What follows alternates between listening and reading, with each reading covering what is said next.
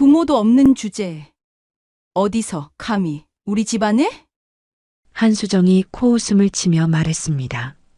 상견례 자리에서 예비 며느리를 마치 하인 대하듯 내려다보고 있었죠. 할아버지 혼자 키웠다며 제대로 된 교육을 받았을 리가 없네요.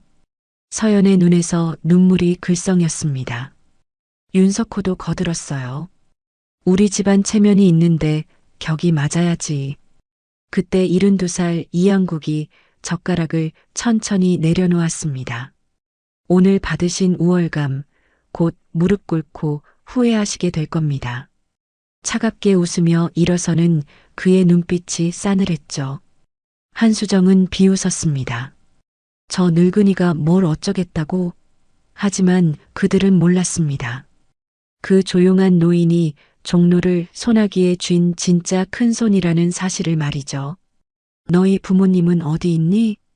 강남 청담동 한복판에 자리한 최고급 한정식집 천리양의 프라이빗룸.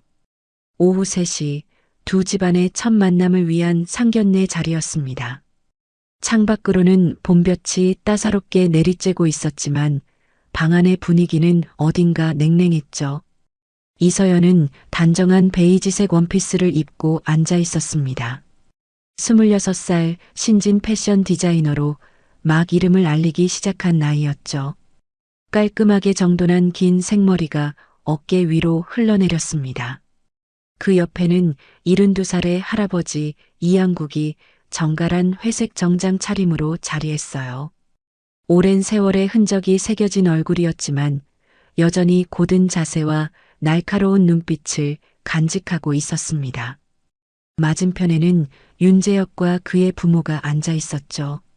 윤재혁은 31살의 재벌 3세로 단정한 인상에 고급 수트를 갖춰 입고 있었습니다. 하지만 어딘가 자신감보다는 부모 눈치를 보는 듯한 태도가 역력했어요.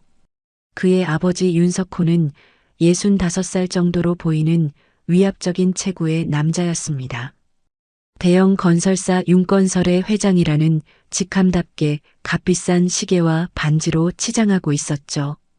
그 옆에 어머니 한수정은 63쯤으로 명품 한복에 진주 목걸이를 두르고 있었습니다. 입꼬리에는 미묘한 우월감이 어려 있었어요. 처음 뵙겠습니다. 이양국이 먼저 정중하게 인사를 건넸습니다. 목소리는 조용했지만 품격이 느껴졌죠.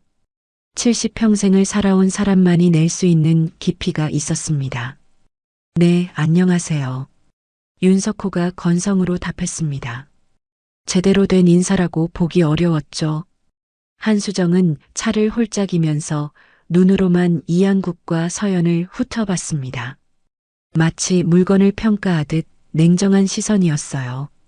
저희 서연이가 재혁 씨 이야기를 많이 들었습니다. 좋은 인연으로 발전했으면 합니다. 이양국이 온화한 미소로 말을 이었습니다.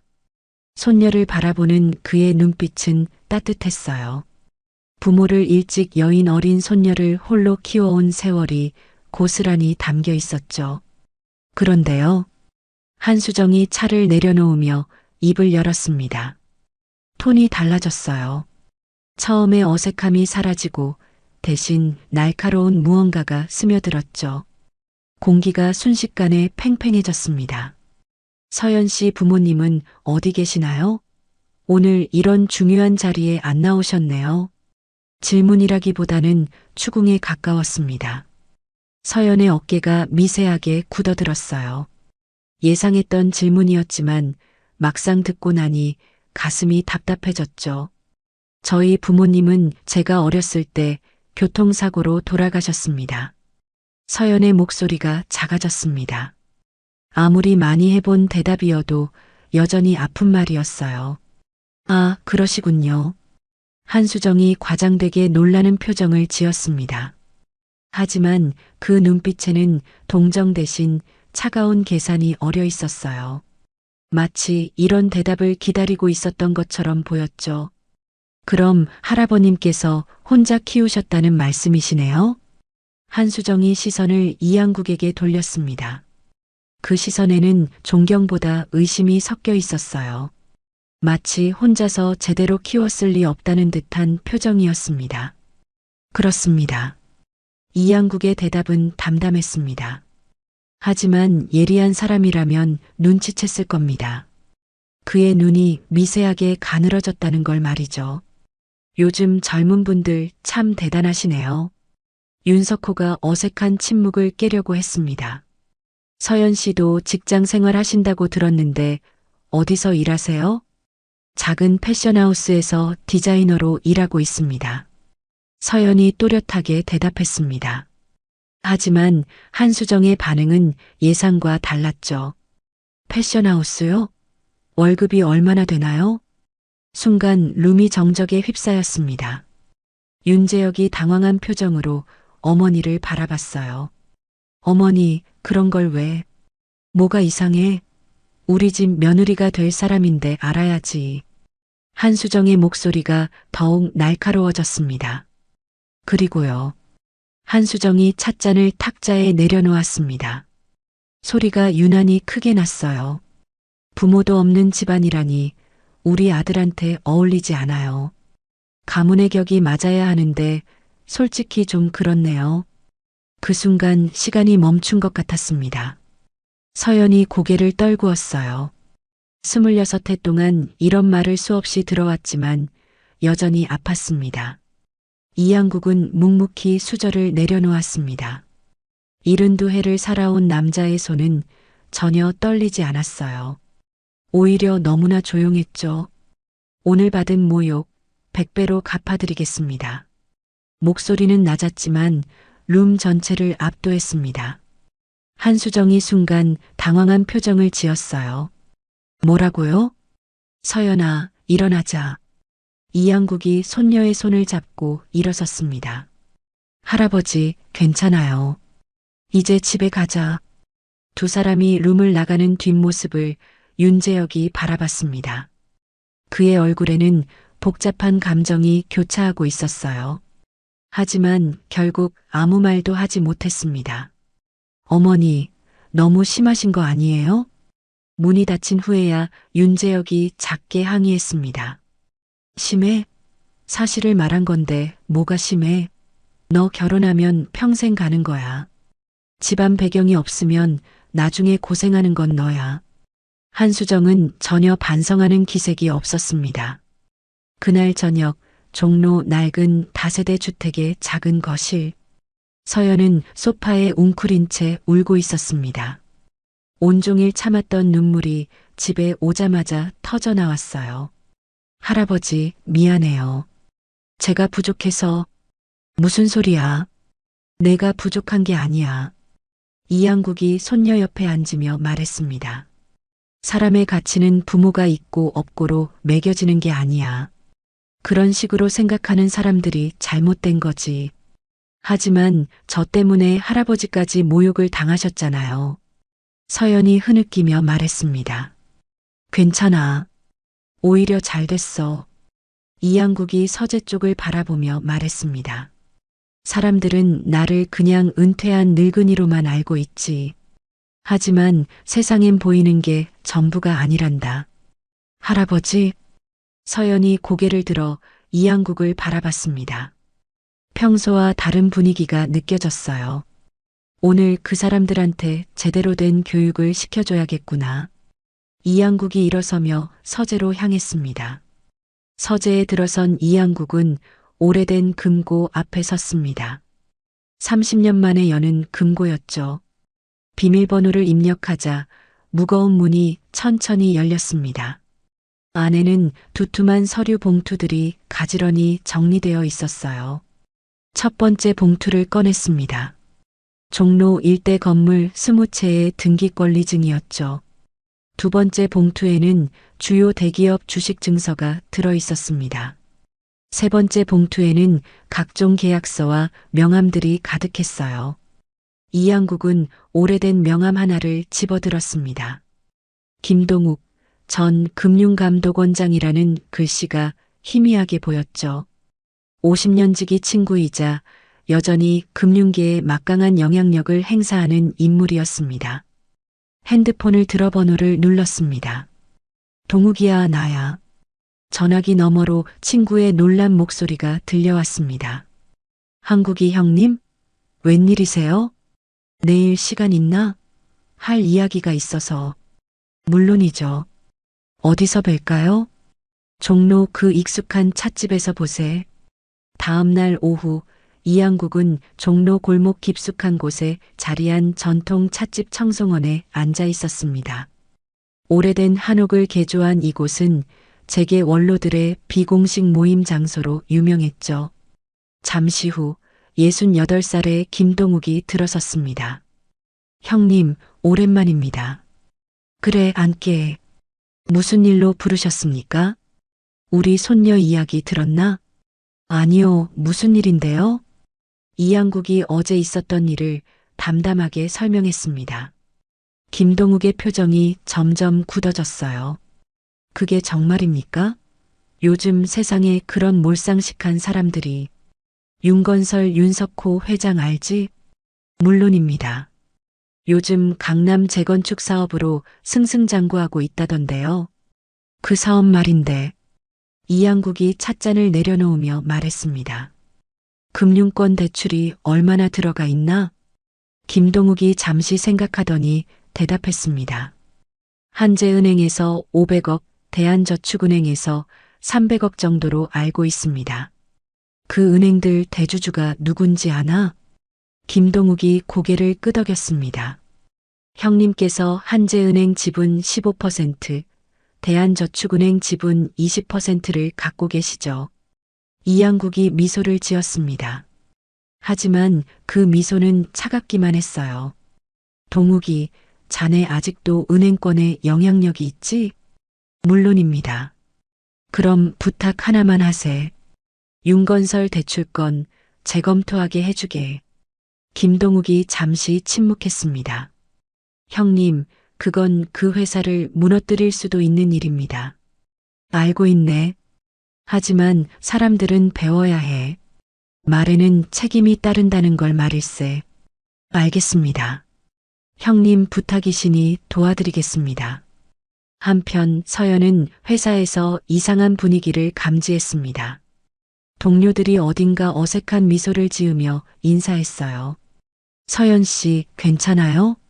선배 디자이너 박미영이 조심스럽게 물었습니다. 네, 왜요? 아니, 그냥. 혹시 무슨 일 있으면 언제든 말해요. 점심시간 서연이 휴게실에서 커피를 타고 있을 때였습니다. 화장실에서 동료들의 대화 소리가 들려왔어요. 어제 SNS에 올라온 거 봤어? 서연 씨 상견례 얘기. 진짜? 뭔데? 부모 없다고 파혼당했대. 예비 시어머니한테 완전 무시당했다던데. 서연의 손에서 컵이 떨어질 뻔했습니다. 급하게 핸드폰을 확인해 봤습니다. SNS 커뮤니티에는 이미 글이 여러 개 올라와 있었어요. 직접적인 이름은 거론되지 않았지만 아는 사람이 보면 금방 알아챌 수 있을 정도로 구체적이었습니다. 서연은 화장실로 뛰어가 문을 잠그고 주저앉았습니다. 숨이 막혔어요. 어제의 굴욕이 온 세상에 퍼지고 있다는 사실이 견딜 수 없었죠. 그날 오후 서연은 회사 대표실로 호출됐습니다. 대표 정수진은 45살의 카리스마 있는 여성이었습니다. 서연 씨, 혹시 요즘 무슨 일 있어요? 정수진이 조심스럽게 물었습니다. 아니요, 왜요?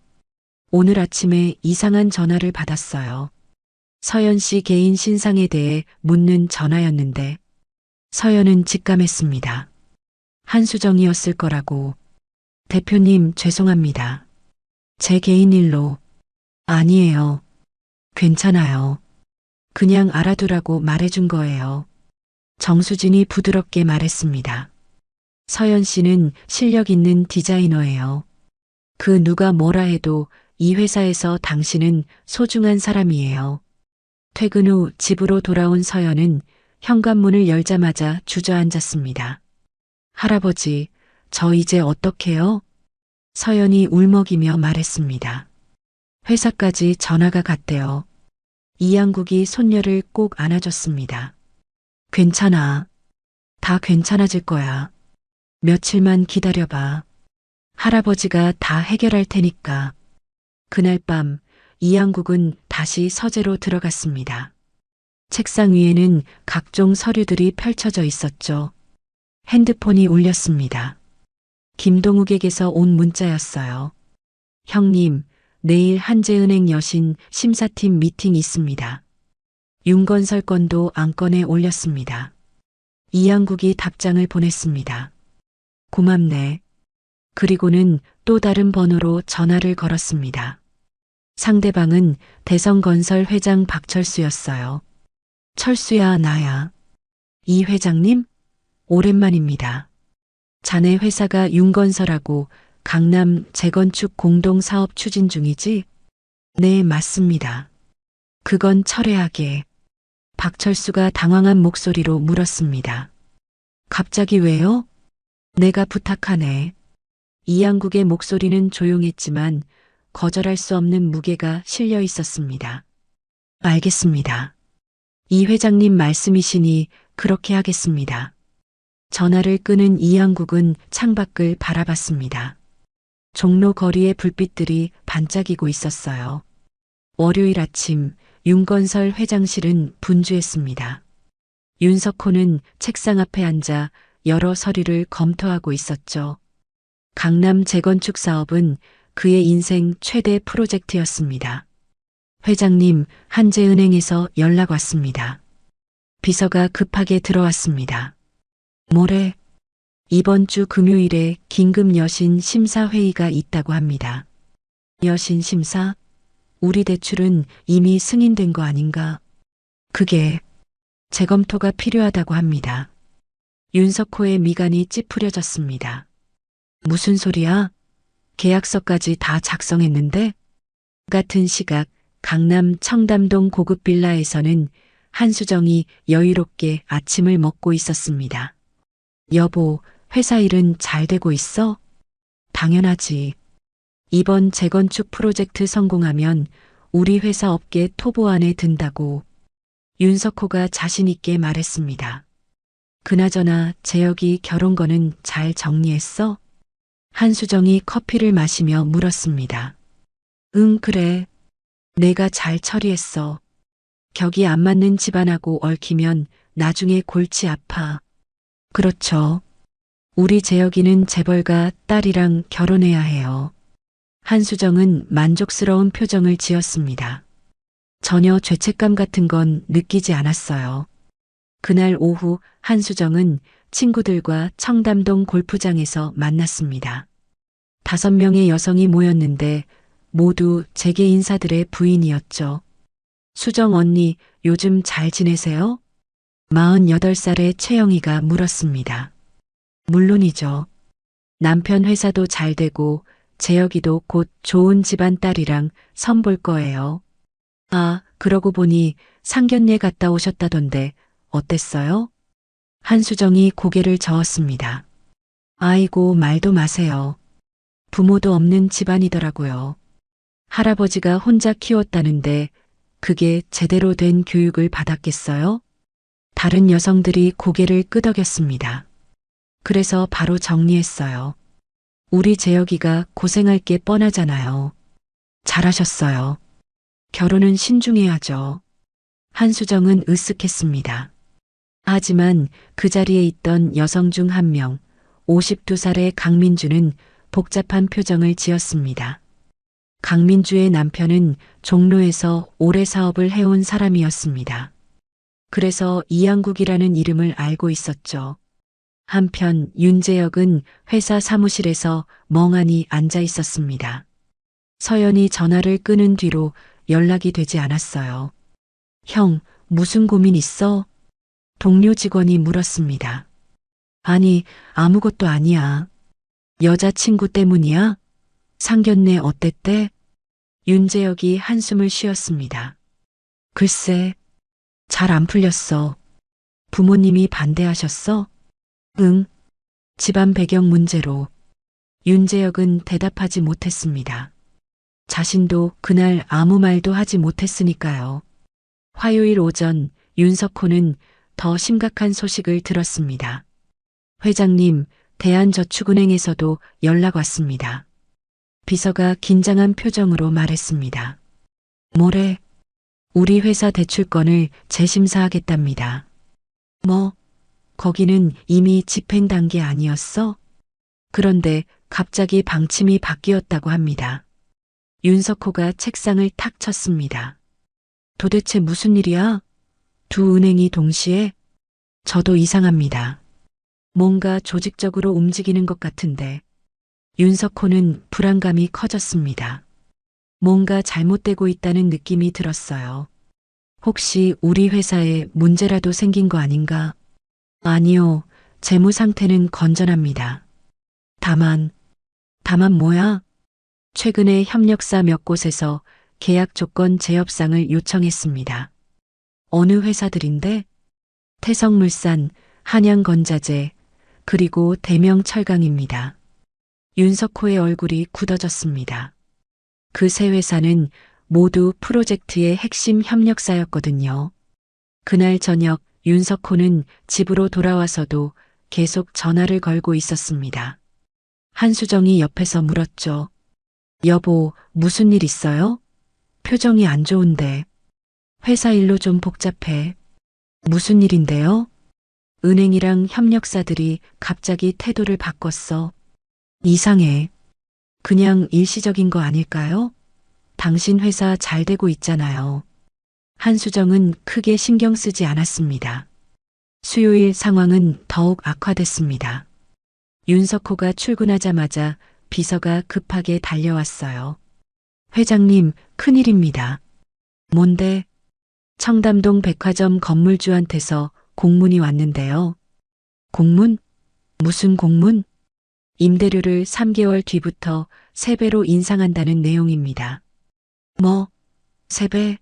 말도 안 돼. 윤건설은 청담동의 프리미엄 백화점을 운영하고 있었습니다. 건물을 임대해서 쓰는 형태였는데 임대료가 3배가 되면 수익성이 완전히 무너질 상황이었어요.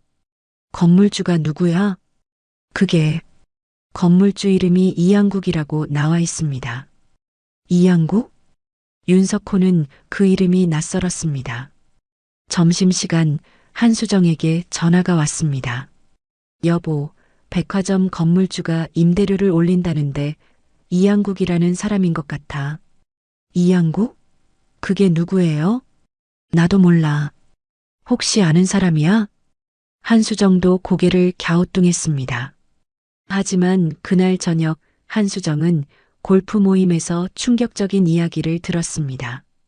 수정 씨, 혹시 이양국이라는 분 아세요? 강민주가 조심스럽게 물었습니다. 아니요, 왜요? 그분이 종로에서는 꽤 유명한 분이세요. 부동산 큰손이시죠. 한수정의 가슴이 철렁했습니다. 얼마나 큰 손인데요? 종로 일대 건물을 20채 넘게 갖고 계시대요. 주요 기업 주식도 많이 보유하고 계시고. 그분이 왜요? 혹시 며칠 전에 말씀하신 상견례. 그 신부 할아버지가 이양국 씨 아니세요? 한수정의 얼굴이 새하얗게 질렸습니다. 문득 그날 상견례 자리가 떠올랐어요. 설마. 한수정이 중얼거렸습니다. 제 남편이 그러는데 이양국 씨는 건드리면 안 되는 분이래요. 조용히 사시지만 영향력이 어마어마하다고. 한수정은 급하게 집으로 돌아왔습니다. 여보, 큰일 났어요. 뭔데? 저번 상견례 때 그 신부 할아버지요. 이양국이라는 분이 종로 큰손이래요. 윤석호가 멈칫했습니다. 뭐? 그 노인이? 건물도 많이 갖고 있고 주요 기업 주식도 많대요. 그리고 우리 백화점 건물주가 그분이래요. 순간 윤석호의 머릿속이 복잡해졌습니다. 은행들의 갑작스러운 태도, 변화, 협력사들의 이탈, 그리고 건물 임대료 인상. 모든 게 연결되는 것 같았어요. 그럼 지금 우리한테 일어나는 일들이 그분이 하는 것 같아요. 한수정의 목소리가 떨렸습니다. 금요일 아침 한재은행 본점 회의실에는 긴장감이 감돌고 있었습니다. 여신 심사위원회 정기 회의였죠. 오늘 안건 중 가장 중요한 건이 윤건설 대출 재검토입니다. 여신 부장이 자료를 펼쳐 보이며 말했습니다. 재검토 사유가 뭡니까? 한 임원이 물었습니다. 최근 부동산 시장의 불확실성과 더불어 대주주 측의 우려가 있었습니다. 대주주요? 네. 이양국 회장님께서 직접 재검토를 요청하셨습니다. 회의실이 조용해졌습니다. 이양국이라는 이름의 무게를 모르는 사람은 없었죠. 이 회장님이 직접 요청하셨다면 신중하게 검토해야겠습니다. 결국 윤건설 대출건은 보류로 결정됐습니다. 이미 승인된 500억 원의 대출 집행이 중단된 거였죠. 같은 시각 대한저축은행에서도 비슷한 회의가 열리고 있었습니다. 결과는 마찬가지였어요. 300억 원의 대출이 보류됐습니다. 윤석호는 오후에 두 은행으로부터 동시에 통보를 받았습니다. 뭐라고? 대출이 보류됐다고? 비서가 고개를 끄덕였습니다. 네, 두 은행 모두 같은 답변입니다. 윤석호가 책상을 주먹으로 탁 쳤습니다. 800억이 한꺼번에 막히면 사업이 중단된다고. 하지만 은행장들은 통화 불가 상태였습니다. 회장님, 협력사에서도 연락 왔습니다. 또 뭔데? 태성물산이 계약을 일방적으로 파기하겠답니다. 뭐? 계약서에 위약금 조항이 있잖아. 위약금을 물더라도 계약을 파기하겠다고 합니다. 윤석호는 믿을 수 없었습니다. 태성물산은 10년 넘게 거래해온 협력사였거든요. 그날 저녁 윤석호는 지친 얼굴로 집에 돌아왔습니다. 한수정이 거실에서 기다리고 있었어요. 여보, 어떻게 됐어요? 상황이 안 좋아. 은행 대출이 모두 보류됐어. 한수정의 얼굴이 창백해졌습니다. 그럼 사업은요? 일단 자체 자금으로 버텨야 해. 하지만 오래 못 가. 정말로 이양국 씨가 하는 일인가요? 윤석호가 한숨을 쉬었습니다. 이제는 확실한 것 같아. 너무 우연이 많아. 토요일 아침 이양국은 종로 사무실에 앉아 있었습니다. 오래된 건물 3층에 위치한 작은 사무실이었죠. 간판도 없었고 겉보기엔 평범한 곳이었습니다. 하지만 이곳에서 종로 일대의 큰 거래들이 결정됐습니다. 전화벨이 울렸습니다. 김동욱이었죠. 형님, 은행 쪽 일은 처리됐습니다. 수고했네. 그런데 형님, 이 정도면 충분하지 않습니까? 아직 멀었어. 이양국의 목소리는 담담했습니다. 사람들은 고통을 받아야 배우는 법일세. 전화를 끄는 이양국은 다시 서류를 펼쳤습니다. 윤건설과 관련된 모든 거래 내역이 정리되어 있었죠. 그는 한 업체의 이름에 밑줄을 그었습니다. 대명철강이었어요. 이양국이 전화를 걸었습니다. 철강 회장 나야.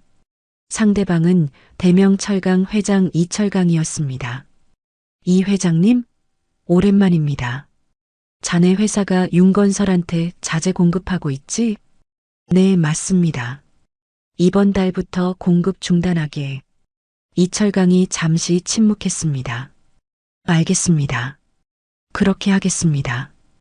월요일 아침 윤석호는 또 다른 악재를 맞았습니다. 회장님, 대명철강이 자재 공급을 중단한답니다. 뭐? 대명철강까지? 네, 방금 공문이 왔습니다. 윤석호는 의자에 주저앉았습니다. 대명철강 없이는 공사를 진행할 수 없었어요. 도대체 누가 우리를? 윤석호는 이제 확신했습니다. 이 모든 게 이양국의 작품이라는 걸 말이죠. 당장 이양국이란 사람 연락처 알아내. 직접 만나야겠어. 하지만 이양국의 연락처를 알아내는 것도 쉽지 않았습니다. 공개된 정보가 거의 없었거든요. 그날 오후 윤석호는 김동욱에게 연락을 시도했습니다. 금융계 인맥을 통해 간신히 번호를 구했죠. 김 원장님, 저는 윤건설 윤석호라고 합니다. 아, 윤 회장님. 무슨 일이십니까? 혹시 이양국 회장님과 친분이 있으신가요? 김동욱이 잠시 말을 멈췄습니다. 왜 그러시죠? 한번 뵙고 싶은데 연락처를 알 수 있을까요? 죄송합니다만 이 회장님은 함부로 사람을 만나시는 분이 아닙니다. 부탁드립니다. 정말 급한 일입니다. 제가 전달은 해드리겠습니다. 하지만 만남은 이 회장님 뜻에 달렸습니다. 전화를 끊은 후 김동욱은 이양국에게 연락했습니다. 형님, 윤석호가 만나고 싶다고 합니다.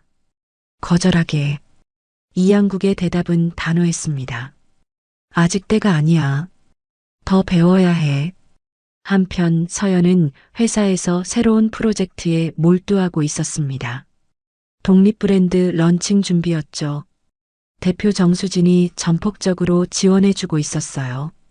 서연 씨, 디자인 정말 좋네요. 이번 시즌 메인으로 밀어볼까요? 정말요? 감사합니다. 서연의 얼굴에는 활기가 돌았습니다. 그런데 서연 씨, 혹시 이 건물 건물주가 누군지 알아요? 정수진이 조심스럽게 물었습니다. 아니요, 모르는데요. 이양국 씨라고 종로에서 유명한 분이래요. 알고 보니 이 건물도 이양국 회장님 소유더라고요. 그런데 최근에 우리 회사 임대료를 30%나 깎아주셨어요. 정수진이 미소를 지으며 말했습니다.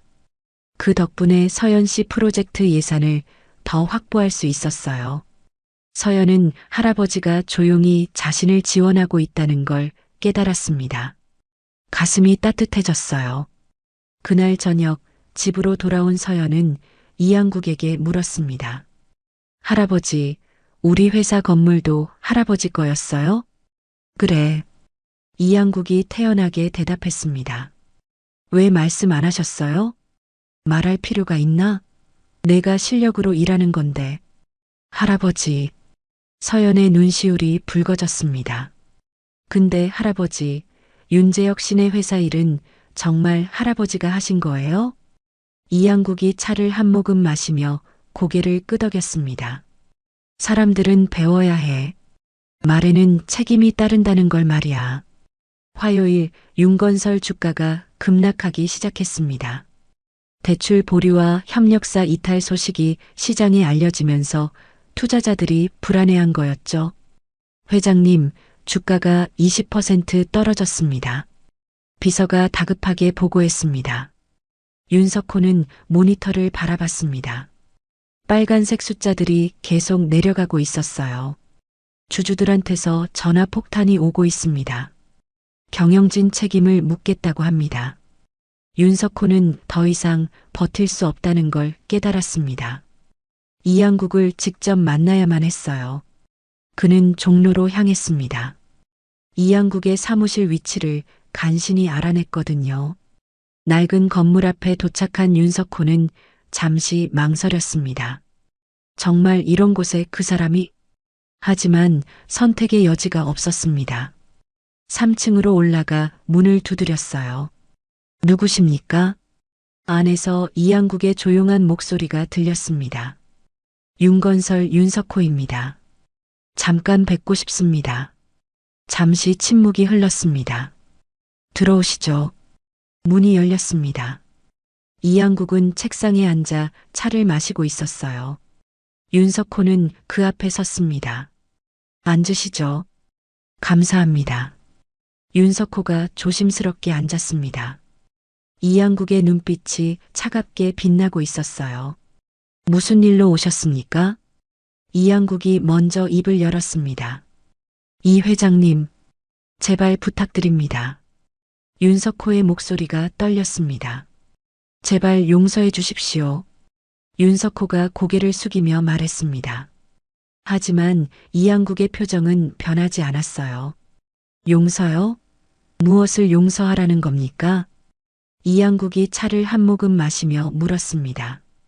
저희 집사람이 상견례 자리에서 실례를 많이 했습니다.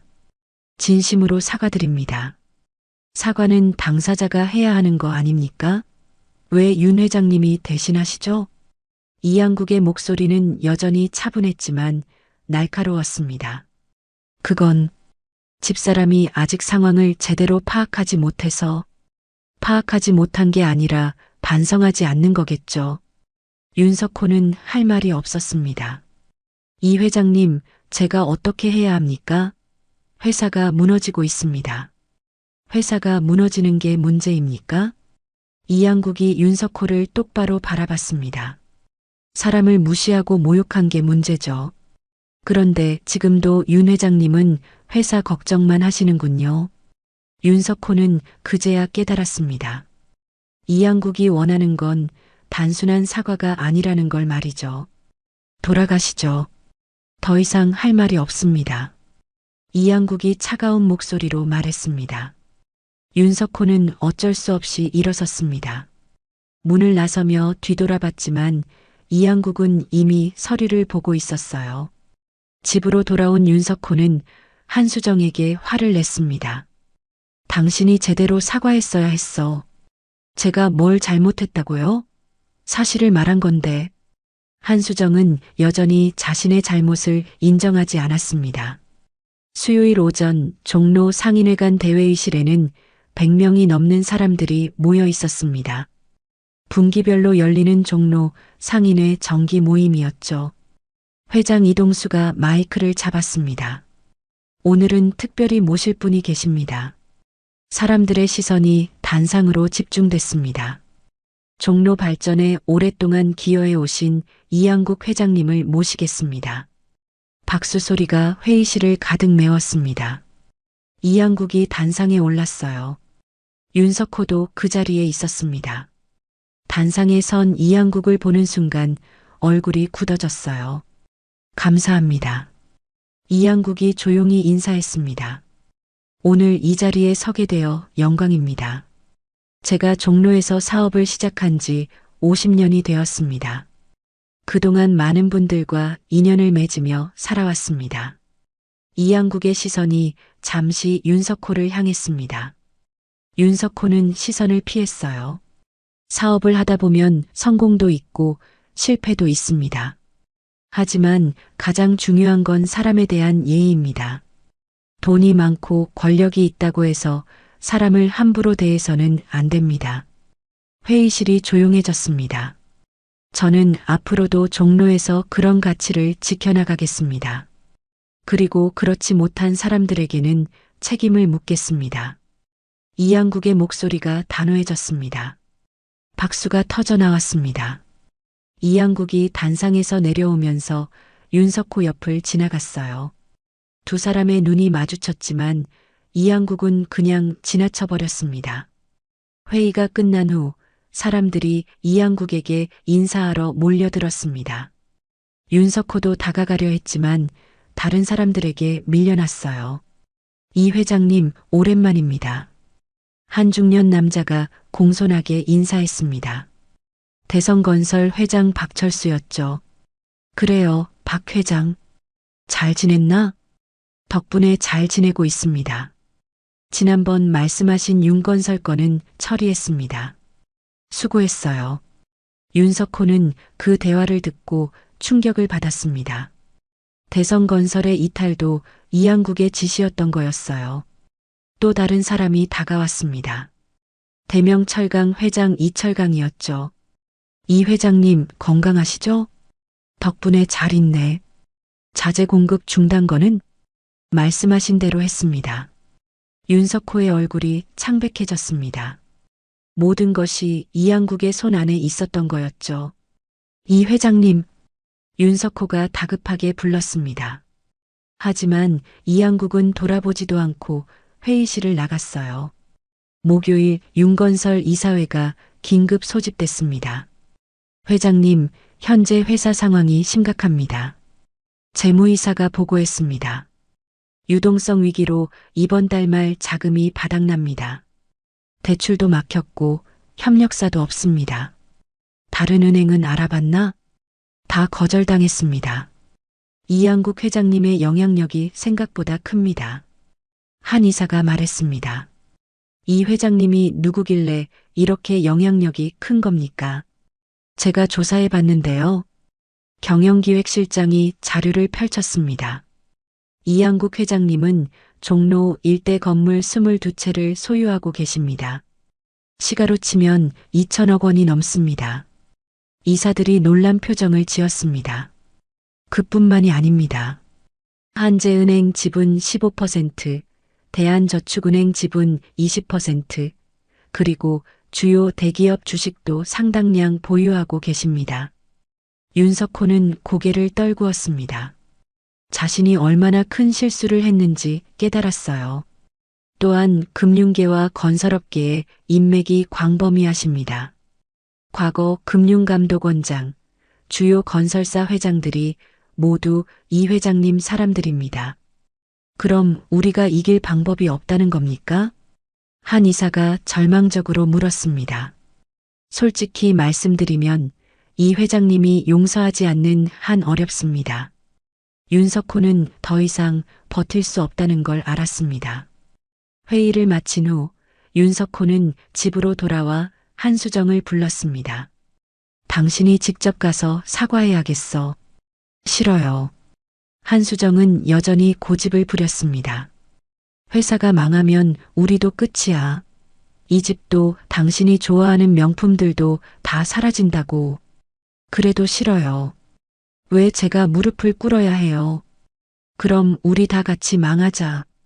윤석호가 소리쳤습니다. 한수정은 그제야 심각성을 느꼈어요. 한편 서연은 회사에서 첫 독립 컬렉션 발표를 준비하고 있었습니다. 정수진 대표가 전폭적으로 지원해준 덕분이었죠. 서연 씨, 이번 컬렉션 정말 기대돼요. 벌써 바이어들 문의가 들어오고 있어요. 정말요? 감사합니다. 서연의 얼굴에는 자신감이 넘쳤습니다. 그런데 서연 씨, 건물주 이양국 회장님이 우리 회사 지분 투자를 제안하셨어요. 할아버지가요? 네, 무상 지원이 아니라 정식 투자래요. 회장님 말씀이 서연 씨의 실력을 믿는다고 하시더라고요. 서연은 할아버지의 마음을 느낄 수 있었습니다. 단순히 도와주는 게 아니라 자신의 능력을 인정해 주는 거였죠. 금요일 저녁 이양국은 서연과 함께 저녁을 먹고 있었습니다. 할아버지, 윤재혁 씨네 회사 정말 망하는 건가요? 서연이 조심스럽게 물었습니다. 아마 그렇게 될 거야. 이양국이 담담하게 대답했습니다. 그래도 좀 안쓰럽지 않으세요? 안쓰러워. 내가 그 사람들한테 당한 걸 생각하면 이 정도는 아무것도 아니야. 하지만 윤재혁 오빠는 착한 사람이에요. 착하다고 다가 아니야. 중요한 순간에 지켜주지 못하는 사람은 소용없어. 이양국의 말에 서연은 고개를 끄덕였습니다. 서연아, 내가 당당하게 성공하는 게 최고의 복수야.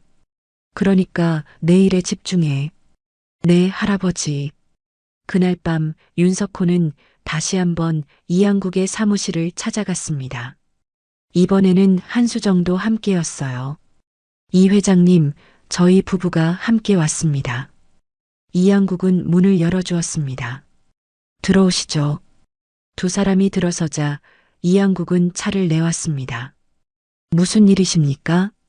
이 회장님, 제가 잘못했습니다. 한수정이 고개를 숙이며 말했습니다. 하지만 목소리에는 진심이 담겨 있지 않았어요. 무엇이 잘못됐습니까? 상견례 때 제가 실례를 많이 했습니다. 실례요? 그게 전부입니까? 이양국이 날카롭게 물었습니다. 한수정은 할 말을 잃었습니다. 한수정 여사, 아직도 모르시는군요. 무엇이 잘못됐는지. 이양국이 차를 한 모금 마시며 말했습니다. 사람을 무시한 게 잘못이 아니라 걸렸으니까 사과하는 거죠. 진심이 없는 사과는 오히려 모욕입니다. 한수정의 얼굴이 붉어졌습니다. 돌아가시죠.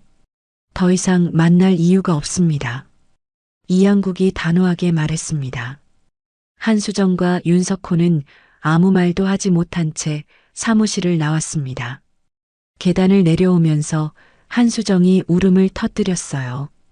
당신이 그러더니 이렇게 됐잖아요. 윤석호가 아내를 돌아봤습니다. 내가 처음부터 사람을 무시한 건 당신이잖아. 저는 우리 아들을 위해서, 아들 인생을 망친 거지. 두 사람은 주차장에서 계속 다퉜습니다. 서로를 탓하기 바빴죠. 월요일 아침 윤건설 직원들 사이에 불안감이 퍼지고 있었습니다. 회사 상황이 좋지 않다는 소문이 돌았거든요. 이번 달 월급 제때 나올까? 한 직원이 걱정스럽게 물었습니다. 글쎄, 이번 주에 대출이 안 풀리면 힘들 것 같아.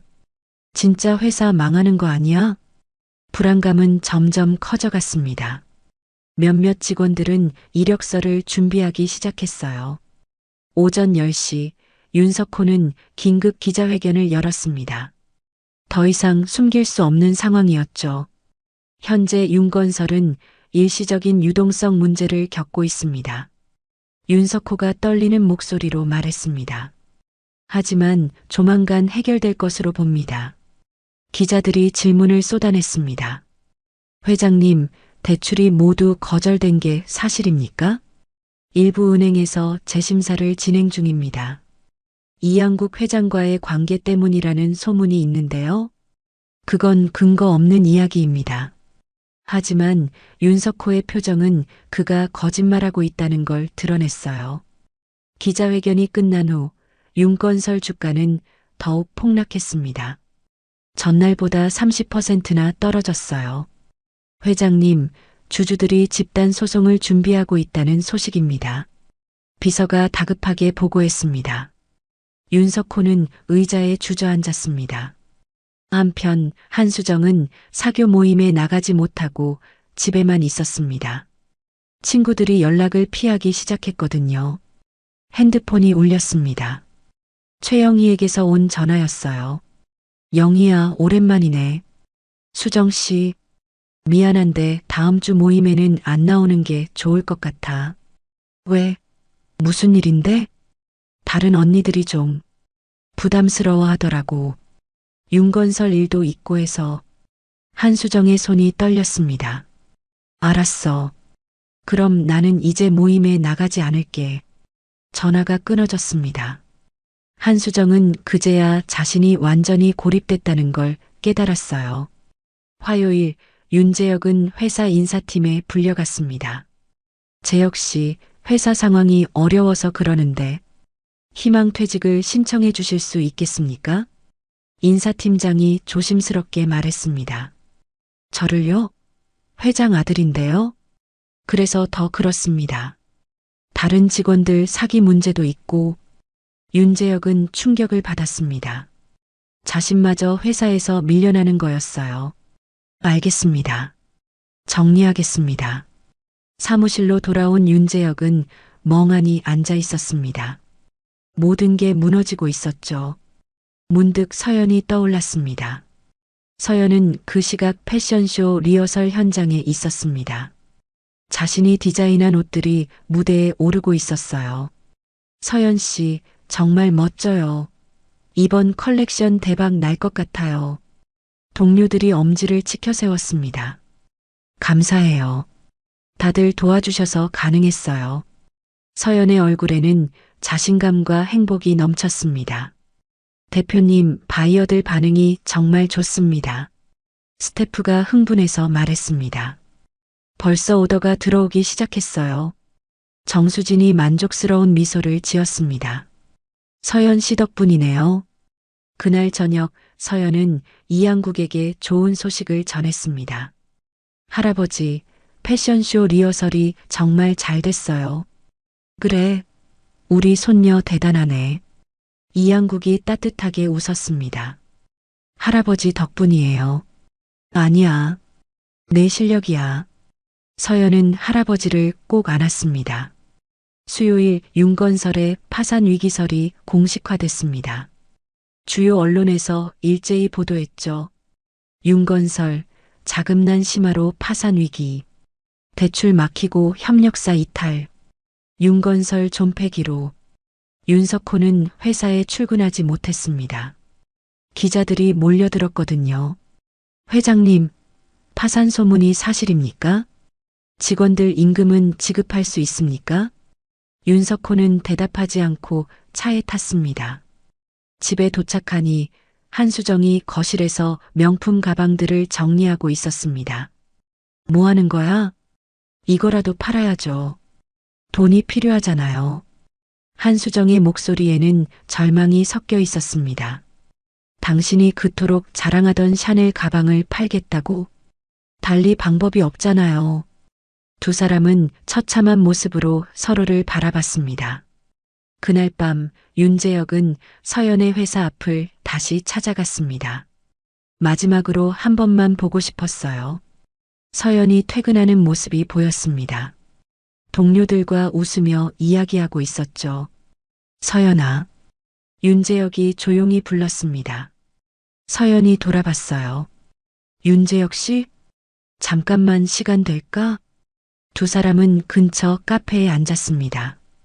어색한 침묵이 흘렀죠. 무슨 일이에요? 서연이 먼저 물었습니다. 미안해. 정말 미안해.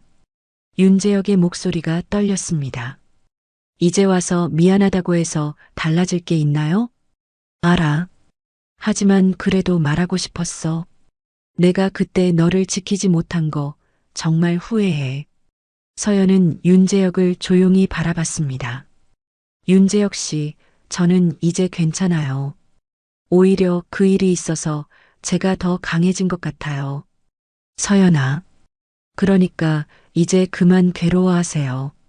우리 둘 다 새로운 길을 가는 게 맞는 것 같아요. 윤재혁은 고개를 끄덕였습니다. 행복하게 살아. 내 패션쇼 성공하길 바랄게. 감사해요. 서연이 일어서서 가려는데 윤재혁이 다시 불렀습니다. 서연아, 마지막으로 한 가지만 물어볼게. 날 사랑했었어? 서연이 잠시 멈춰섰습니다. 네, 사랑했어요. 하지만 사랑만으로는 부족하다는 걸 배웠어요. 중요한 순간에 함께 서 있어 줄 용기가 필요하더라고요. 그 말을 끝으로 서연은 카페를 나갔습니다. 윤재혁은 그 자리에 오래 앉아 있었어요. 목요일 윤건설 법정관리 신청 뉴스가 터졌습니다. 사실상 파산 절차에 들어간 거였죠. 직원들이 회사 앞에 모여서 항의했습니다. 월급 내놔. 책임자 나와. 윤석호는 회사에 갈 수도 없었습니다. 한수정은 집에서 울기만 했습니다. 명품들을 팔아도 빚을 갚기에는 턱없이 부족했어요. 여보, 이제 어떡해요? 모르겠어. 정말 모르겠어. 윤석호도 답이 없었습니다. 강남 저택도 곧 경매로 넘어갈 예정이었습니다. 며칠 후 윤재혁 가족은 강남 저택을 떠나야 했습니다. 작은 빌라로 이사하는 날이었죠. 이삿짐 센터 직원들이 짐을 나르는 모습을 한수정이 멍하니 바라봤습니다. 이게 정말 우리 현실인가요? 현실이야. 받아들여야 해. 윤석호가 쓸쓸하게 말했습니다. 윤재혁은 자신의 방을 마지막으로 둘러봤습니다. 이곳에서의 추억들이 스쳐 지나갔어요. 아들아, 가자. 윤석호가 불렀습니다. 세 식구는 초라한 모습으로 집을 나섰어요. 같은 시각 서연은 패션쇼 최종 점검을 하고 있었습니다. 서연 씨, 내일이 드디어 쇼 당일이에요. 많이 긴장돼요. 하지만 자신 있어요. 서연의 눈빛은 반짝였습니다. 토요일 아침 윤석호는 일찍 일어나 종로로 향했습니다. 마지막으로 한 번만 더 이양국을 만나고 싶었어요. 이번에는 진심으로 사과하려 했죠. 낡은 건물 3층 이양국의 사무실 앞에 도착했습니다. 문을 두드리기 전에 한참을 망설였어요. 똑똑. 들어오시죠. 이양국의 조용한 목소리가 들렸습니다.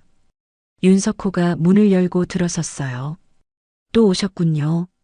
이양국이 차를 마시며 말했습니다.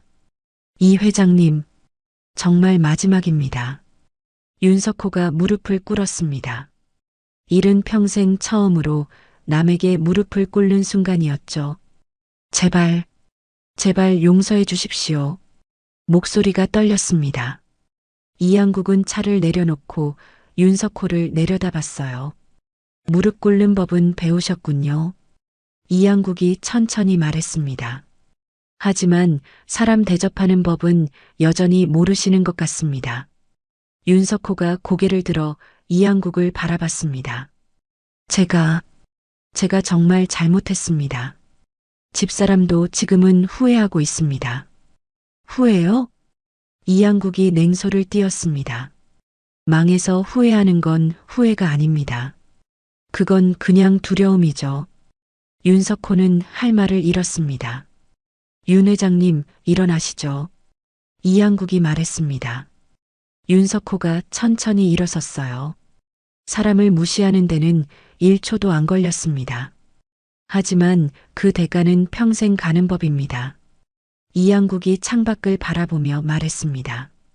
저는 복수한 게 아닙니다. 그냥 세상이 원래 그렇다는 걸 보여드린 거죠. 이 회장님, 사람은 누구나 존중받을 권리가 있습니다. 부모가 있든 없든 돈이 많든 적든 그건 중요하지 않아요. 이양국이 윤석호를 똑바로 바라봤습니다. 당신 부인은 우리 손녀를 사람이 아니라 등급으로 봤습니다. 그게 가장 큰 잘못이었죠. 죄송합니다. 이제 가시죠. 더 이상 만날 이유가 없습니다. 윤석호는 더 이상 할 말이 없었습니다. 고개를 숙이고 사무실을 나왔어요. 계단을 내려오면서 윤석호는 자신의 인생을 돌아봤습니다. 언제부터 이렇게 오만해졌을까요? 주차장에 도착했을 때 핸드폰이 울렸습니다. 한수정에게서였어요. 여보, 집에 경매 통지서가 왔어요. 알았어. 곧 들어갈게. 전화를 끊고 차에 앉은 윤석호는 한참을 그대로 있었습니다. 같은 시각 작은 빌라에서 한수정은 경매 통지서를 들고 있었습니다. 20년을 살았던 강남 저택이 다음 달에 경매로 넘어간다는 내용이었죠. 거실에는 명품 가방들이 쌓여 있었습니다. 중고 매장에 팔려고 모아둔 것들이었어요. 이게 정말 내 인생인가? 한수정이 중얼거렸습니다.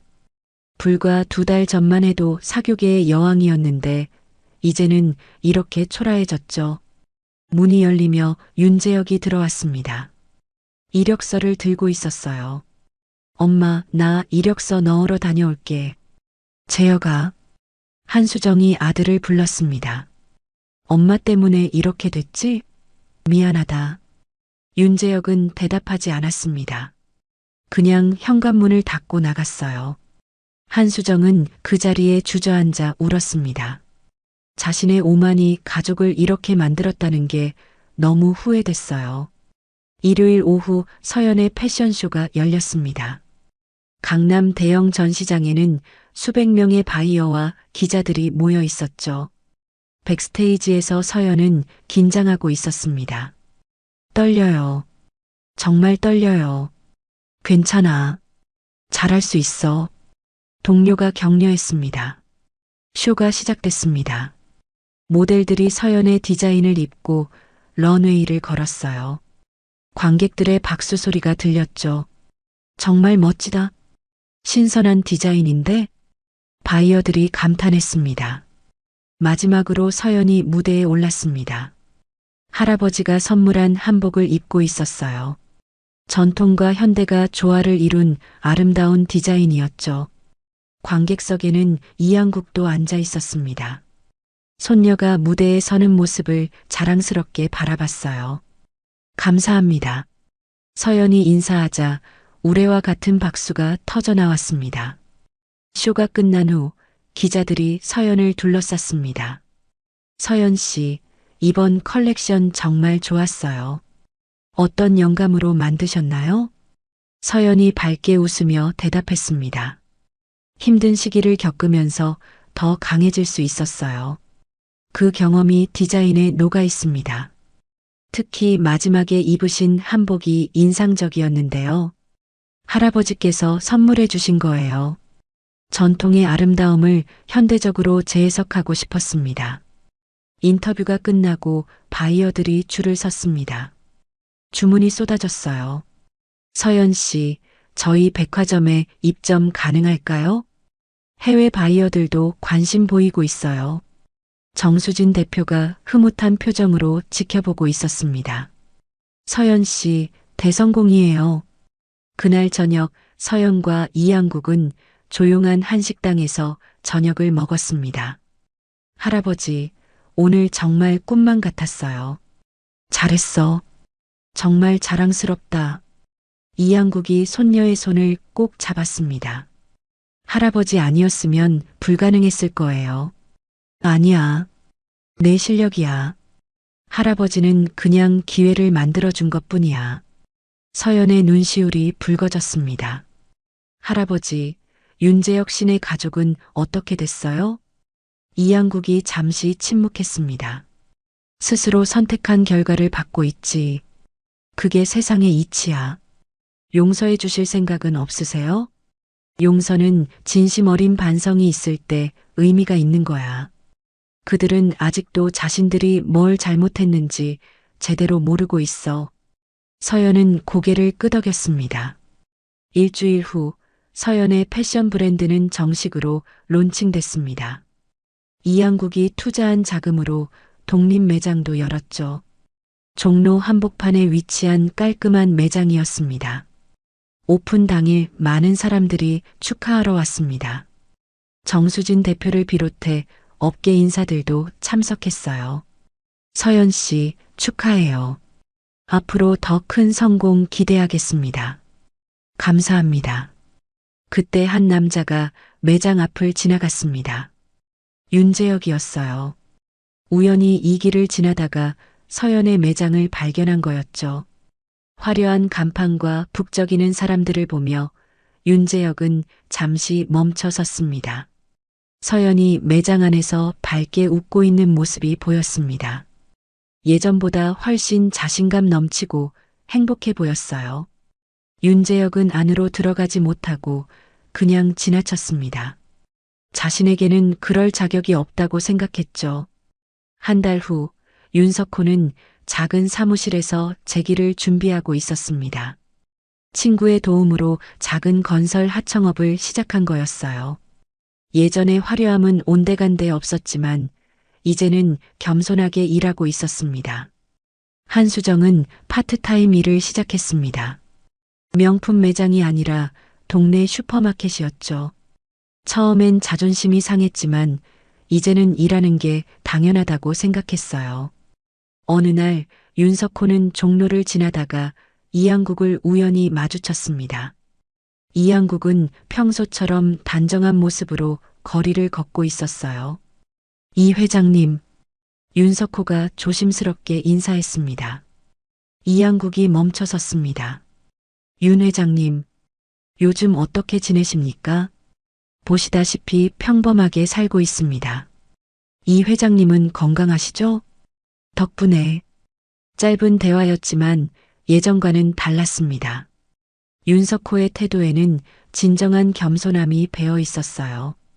이 회장님 정말 죄송했습니다. 이제야 제대로 알 것 같습니다. 제가 얼마나 오만했는지. 이양국이 윤석호를 바라봤습니다. 배우셨군요. 그걸 깨닫는데 오래 걸리셨지만 평생 잊지 않겠습니다. 윤석호가 깊이 고개를 숙였습니다. 이양국은 조용히 고개를 끄덕이고 지나갔어요. 그날 저녁 이양국은 서연에게 그 이야기를 했습니다. 오늘 윤석호 씨를 만났어. 정말요? 어땠어요? 많이 달라져 있더구나. 진심으로 반성하는 것 같았어. 그럼 이제 용서하실 거예요? 이양국이 차를 마시며 말했습니다. 용서는 이미 했어. 다만 관계를 회복할 필요는 없지. 각자의 길을 가는 거야. 서연은 할아버지의 말을 이해했습니다. 용서와 화해는 다른 거였죠. 6개월 후 서연의 브랜드는 해외에도 진출했습니다. 파리 패션 위크에 초청받을 정도로 성장했어요. 이양국은 손녀의 성공을 지켜보며 흐뭇해했습니다. 할아버지, 이 모든 게 할아버지 덕분이에요. 아니야. 내가 이겨낸 거야. 할아버지는 그냥 옆에서 지켜봤을 뿐이야. 그래도 할아버지가 계셔서 가능했어요. 서연이 할아버지를 꼭 안았습니다. 서연아, 기억해. 사람을 무시하는 순간 그 사람의 품격도 무너진다는 걸. 네, 할아버지. 절대 잊지 않을게요. 어느 가을날 서연은 종로 거리를 걷다가 작은 건설 현장을 지나갔습니다. 그곳에서 윤재혁이 일하는 모습이 보였어요. 작업복을 입고 땀을 흘리며 일하고 있었습니다. 서연은 잠시 멈춰 섰다가 조용히 지나갔습니다. 미워하지도 불쌍하게 생각하지도 않았어요. 그저 각자의 길을 가는 거였죠. 저녁이 되어 집으로 돌아온 서연은 이양국과 함께 저녁을 먹었습니다. 할아버지, 오늘 윤재혁 씨를 봤어요. 그래, 어땠니? 열심히 일하더라고요. 많이 달라진 것 같았어요. 사람은 변할 수 있어. 고통을 통해 배우는 거지. 이양국이 말했습니다. 할아버지는 결국 그들에게 가장 큰 선물을 주신 거네요. 성장할 기회를 말이에요. 서연의 말에 이양국이 미소를 지었습니다. 그걸 알아주는 사람은 내가 처음이구나. 두 사람은 따뜻한 저녁을 함께하며 평화로운 시간을 보냈습니다. 폭풍 같았던 시간은 지나갔고 이제는 잔잔한 일상이 찾아왔어요. 그날 밤 이양국은 서재에서 오래된 사진첩을 펼쳤습니다. 어린 서연이 부모님과 함께 찍은 사진들이 있었죠. 돌아가신 딸 부부의 모습이 선명했습니다. 미연아, 성호야. 우리 서연이 잘 컸어. 이제 걱정 안 해도 돼. 이양국이 조용히 중얼거렸습니다.